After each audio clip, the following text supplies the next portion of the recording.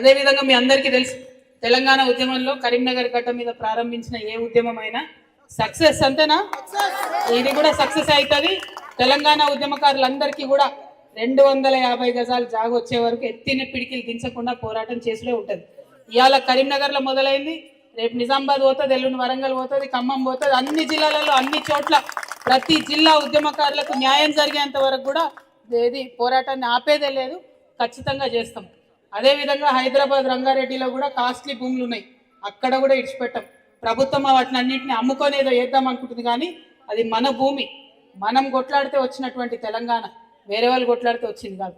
ఇక్కడ ఉన్న ప్రతి ఒక్కరం కూడా దీక్షలు చేసినాం, ధర్నాలు చేసినాం, బోనాలు ఎత్తినాం, బతుకమ్మలు ఎత్తినాం, రిలే నిరాహార దీక్షలు చేసినాం. 100 రోజులు మన కడుపు మనమే మార్చుకున్నాం, కానీ ఎవరిని ఏం మాట అనలే. తెలంగాణ వస్తే మన బిడ్డల భవిష్యత్తు బాగుంటుందని చెప్పి తెలంగాణ కోసం కొట్లాడినాం.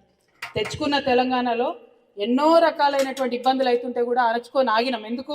అరే మన తెలంగాణ వచ్చింది, ఇవాళ కాకపోతే రేపు మనకు న్యాయం జరుగుతుంది, ఇవాళ కాకపోతే రేపు మన ఆత్మగౌరవాన్ని కాపాడుకుంటారు, ఇవాళ కాకపోతే రేపు మనకు మంచి జరుగుతుంది అనే ఉద్దేశంతో మనం ఆగినాం, ఓపిక పట్టినాం. ఈ ఓపిక పడుతున్నటువంటి సందర్భంలో రాజకీయంగా మనందరినీ కూడా వచ్చి మరి కాంగ్రెస్ పార్టీ మాట ఇచ్చింది. ఏం మాట ఇచ్చింది? ఉద్యమకారులకు పెన్షన్ ఇస్తాం, ఉద్యమకారులకు సంక్షేమ బోర్డు ఏర్పాటు చేస్తాం, ఉద్యమకారులందరికీ గౌరవం ఇస్తాం, గౌరవ వేతనం ఇస్తాం అని చెప్పింది.